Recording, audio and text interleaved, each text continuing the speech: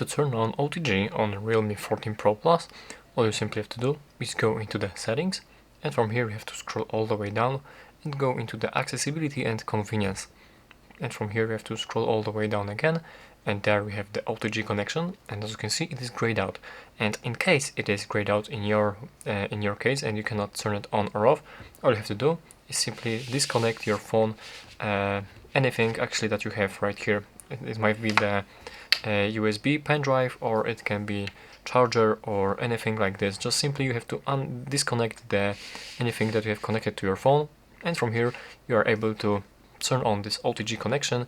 And now as I plug back something, for example this, let me just plug in this USB drive. As I plug this back in, right here we will have this OTG connection option grayed out again. But basically that's how to turn on the OTG.